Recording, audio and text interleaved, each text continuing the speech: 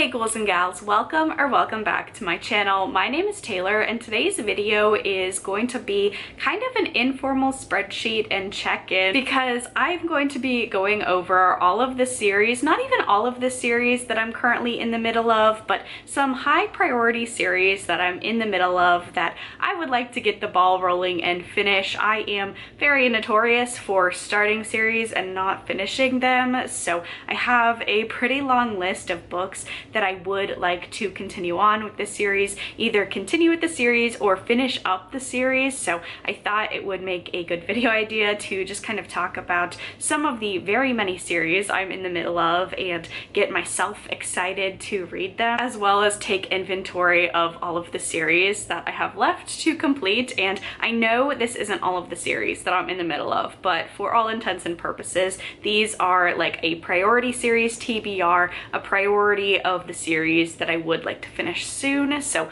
let's just go ahead and get into it. There are going to be two main categories. The first one is a sci-fi horror category and then a fantasy category. So we'll go ahead and start with the only sci-fi series on this list, and that is the Texacalan duology. The first book was A Memory Called Empire, and I read that very recently, really enjoyed it. So to complete that series, I'll have to read the second book called A Desolation Called Peace. This is a sci-fi duology that kicks off with our main character Mahit going to the very heart of Empire. She is a new ambassador for her very small station that is on the outskirts of the Empire, and she has to go to the very center of it all to figure out what happened to her predecessor. Someone has murdered him and she has to figure out who and why, and then also maybe do her part to help prevent a civil war that is on the brink at this Texacalan Empire, and also protect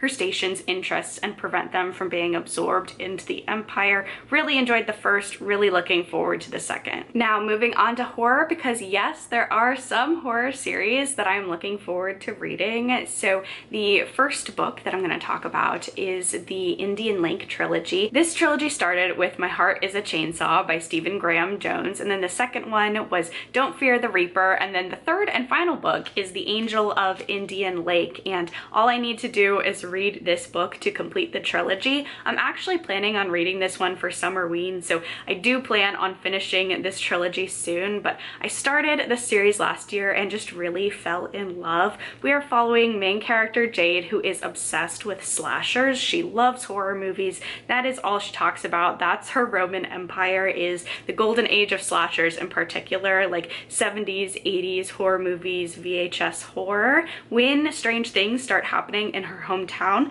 she starts suspecting that her hometown is going to be the scene of a slasher. She just has to convince everyone around her that she's not being crazy and that these things are actually starting to happen. I love Stephen Graham Jones. He's one of my auto read horror authors, and this has been such a fascinating series, with book one and book two being at the same time so cohesive and yet so different in tone, and the things that are talked about, and even the types of horror movies that are critiqued and explored. So I'm really excited to dive into the third book and see how Jade's story wraps up with The Angel of Indian Lake. The next horror series is Mr. Mercedes by Stephen King. This is the only Stephen King series I'm going to be talking about in this video. If you are not a new watcher and a viewer of this channel, then you know I've been reading the Dark Tower series this year. I do believe, fingers crossed, knock on wood, at the time that this is coming out, not at the time that I'm filming this, but by the time you are watching this video, I will have completed the Dark Tower series, so that no longer needs to be on this list of series to complete. But Stephen King does have another series that is just increasingly becoming more relevant as time goes by. So Mr. Mercedes is a trilogy, and then some characters from this trilogy, including Holly Gibney, kind of spin off into their own series and short stories. I have read this book and I really did not like it. It's one of my least favorite Stephen King's. However, I would like to give this series another go because I did love The Outsider. I really enjoyed Holly and the different Holly stories that are coming out, and we do get introduced to her in this book. She's a very different character in Mr. Mercedes than in the other stories. stories. So I would like to see kind of like a progression of that character, as well as I have heard of the Mr. Mercedes trilogy. The first one is the weakest, so I don't know if I want to try and reread this because I have already read it. So I might just read a plot synopsis of this one and then dive into Finders Keepers, which is the next book in this trilogy. So I would like to give this series another shot, just because, like I just mentioned, I have enjoyed so many other books that feature characters that are introduced in this series. Just for whatever reason, when I read Mr. Mercedes, I really didn't like it. I would like to maybe give it a second go. The next horror-ish series does also contain a lot of fantasy, but I do think it works pretty well in this section because it does get very horrific in terms of the cosmic elements and then the body horror elements, and that would be Monstrous. And this is a graphic novel series by Marjorie Liu and Sana Takeda, and this one I believe has 10 volumes so far. I have read volumes 1 through 6, but it has been such a long time since I have read this series that I think I need to start at volume 1 again. And so because this is a graphic novel or a comic series, it's obviously going to be easier to reread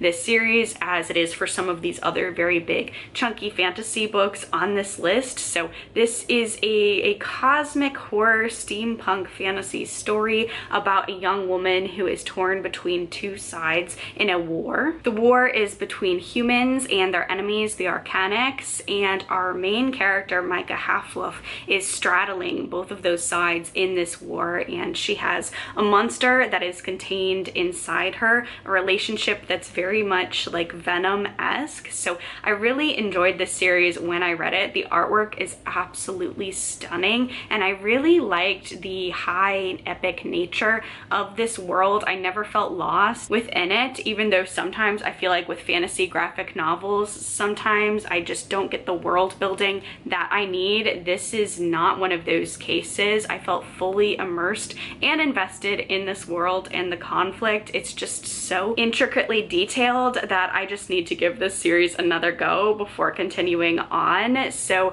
definitely a reread. I'm technically more than halfway done through this series so far, but I would like to start again from volume 1. The next series, I have no idea where to put it. It's not horror, it's not fantasy, it's not literary. I don't know, maybe like historical historian thriller, and that would be the Robert Langdon series by Dan Brown. I have read the first 4 books in this series, those being Angels and Demons, The Da Vinci Code, Inferno, and The Lost Symbol, and then I never got around to reading Origin, and for whatever reason I think I just assumed that this would be the last book in a series. So like I so often do with series, I put it off because I did not want to complete this series and just never have another new Robert Langdon book again. However, there is a new one coming out in September, so that has me really excited to dive into Origin and then pick up the newest book, which I think is called The Secret of Secrets, something like that. I'll pop the cover up here, and it also looks like an absolute mammoth. I think it's supposed to be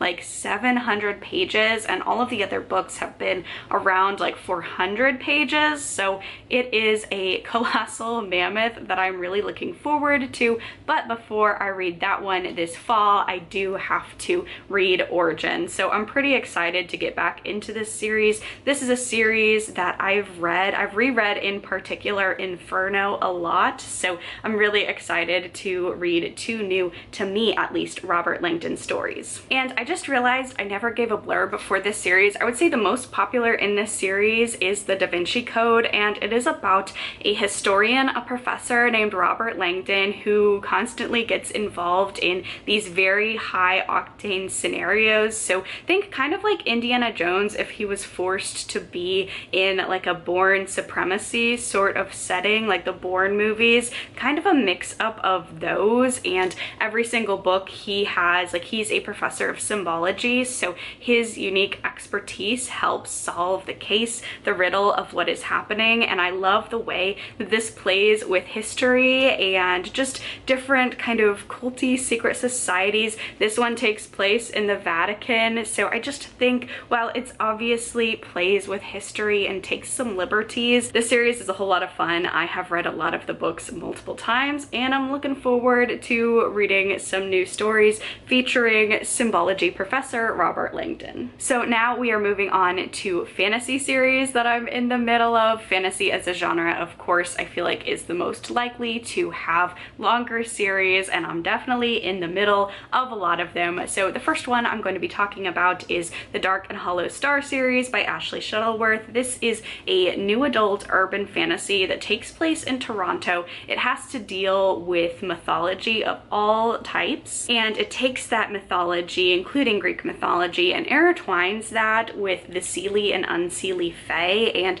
the first one follows a number of characters in the Fae courts, and they have to find a supernatural killer that is killing off Ironborn Fae, and then that unlocks a conspiracy that goes throughout the courts, has ramifications for not just the Fae courts but the entire world as well, and this series leads off from there. I have read the first 2 books in this series, and the next book that I have to pick up is the 3rd book, A Grim and Sunken Vow, and I'm so nervous to get into this one. I loved the first 2. This one is very, very thick, and then the 4th book, which I do own as well, is very scarily small, so I'm really worried for what happens in this book. Book 2 left a lot of characters in a really perilous state, and the trigger warnings, content warnings at the beginning of this one have me very cautious to pick this book up, because I know I'm gonna get hurt. I know the characters are gonna get hurt, but I do love this series. It's a great urban fantasy. It's very compelling.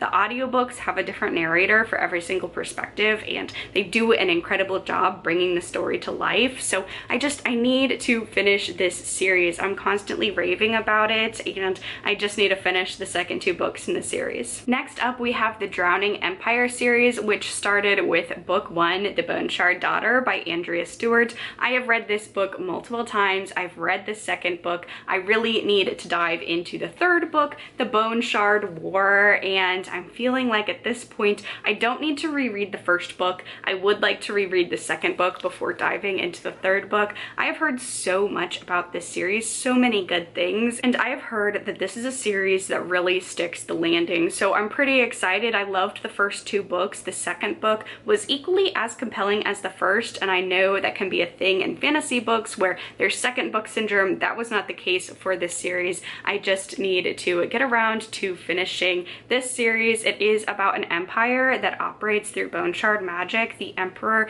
takes a piece of every single citizen's skull to use as bone shard magic to create magic as a kind of means of technology throughout the empire, but this is something that people are starting to revolt against because it is a very high physical and mental toll for the people who are getting essentially trepanned to help support this empire. So the first book starts with the rise of this rebellion against the emperor. The second book really ups the ante with the political scheming and the war. We're really ramping up. So I am really excited to dive into the 3rd book and see how this concludes. I have heard great things about the new series that this author has just published. Book 1 of that series, The Gods Above or The Gods Below, something like that. So I can't wait to finish this one and then dive into Andrea Stewart's latest. Next up, we have the Ending Fire trilogy by Sara El Arifi. I really loved The Final Strife. This is another one that I have actually reread, and I really enjoyed this first book in a series that hinges upon the fact what happens when a revolution fails and there's just not enough momentum to get another revolution started. There are some chosen ones that were supposed to be the chosen one in the first revolution, but obviously failed, and how do those chosen ones pick up the pieces and maybe kickstart another long overdue rebellion. I really enjoyed this one. I need to get into the second and now 3rd book in this series. So the second book is The Battle Drum, and then the 3rd book is The Ending Fire. So this is one where I feel pretty confidently about not having to reread the first book. So I just need to get myself in gear and read the second and continue on with a 3rd, because this is a series that had such a strong start. If you also like a gladiator or a game style of element in your fantasy, I think you would really like the first book. I know I did, so I'm really intrigued to see where the series goes from here. Next up, we have the Burning Kingdoms trilogy. This started with The Jasmine Throne by by Tasha Suri. I have read the first 2 books in this trilogy. The second book landed on such a cliffhanger and such a devastating thing that happened to some of the characters that I am just so nervous to pick up the Lotus Empire, but I really do need to. Obviously, this video is all about talking about these series, getting me excited about reading these series and actually finishing them, because it's a problem. I don't know why I put off series that I'm really excited about and that I've really loved, but I just know for this one in particular, book 2, we ended on a crazy cliffhanger and a crazy event that is really going to change the character dynamics and the politics and just everything moving forward into this one. So I'm so nervous about the way that this one is going to go. This series started off with the Emperor sent his sister away to live in an isolated tower to spend the rest of her life in confinement because she wouldn't go through with a ceremony of ending her own life for the betterment of the empire. So there, the essentially princess of this empire meets a handmaiden with a secret and ties to a secret society that has a really cool magic system that is kind of like, it's not even necessarily a secret society, but it used to be kind of like a structure of monks or sisters. There used to be a lot more magic that was encouraged in this empire, and now due to annexation and colonialization, magic is no longer permitted. The religions that have to deal with this magic is no longer permitted. So main character Priya, who has this magical background, is learning more about that, learning more about her past while getting really close with Priya because she is a handmaiden that she's delivering food and essential goods to Priya, who is locked in this tower, and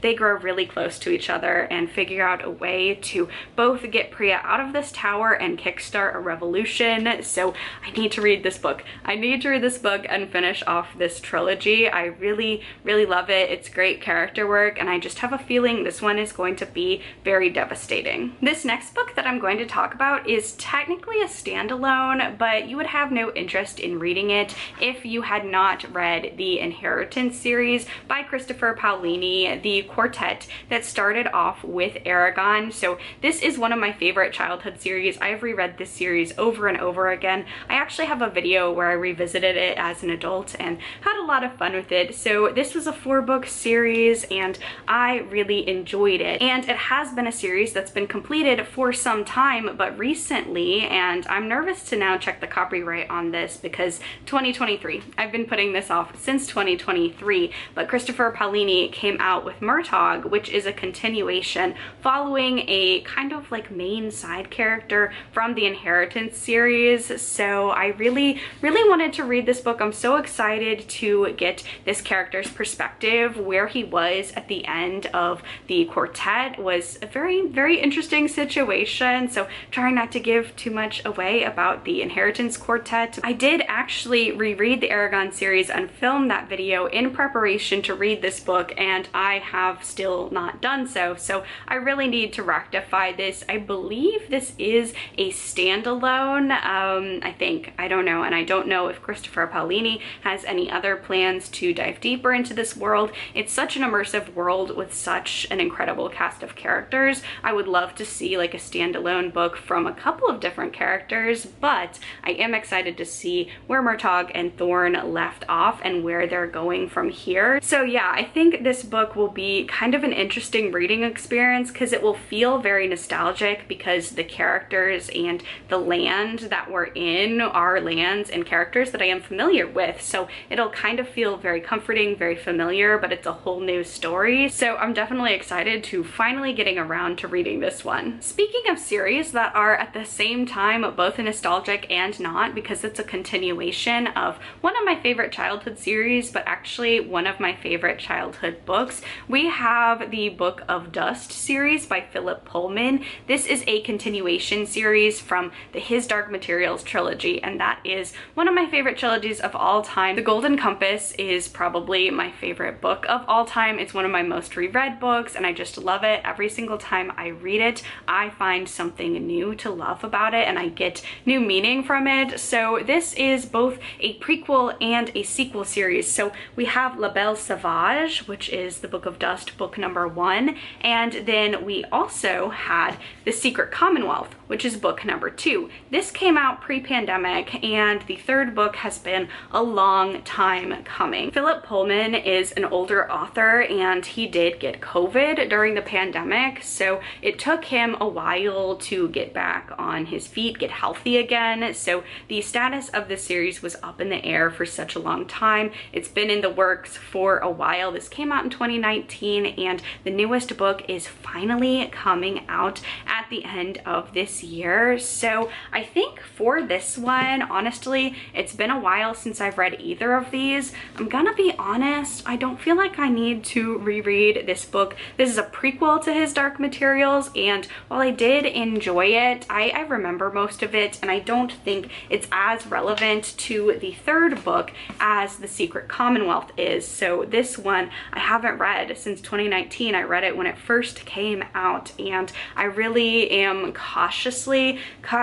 optimistic for the third book, because there are some things that I absolutely hate in this book when it comes to the characterization of Lyra and where the story is going. But I felt like by the end, like, I trust Philip Pullman as a storyteller, so I don't think I'm going to hate the conclusion of this one. But this did have like a weird middle book syndrome, because it just felt so bizarre in a lot of ways in what it was talking about. In terms of character development and Lyra's character in particular, she's in such a different place in this book than she was in the His Dark Materials trilogy. So, you know, this was a little bit of a letdown in a lot of ways, but I do want to reread it and kind of think about where this trilogy might be heading. Again, like I said, this is definitely probably my least favorite in the series, but I trust Philip Pullman as a storyteller, and I'm really looking forward to the last book in this series. This is the last series that I have physical books for, so I know I'm almost done, almost at the final stretch of this video. But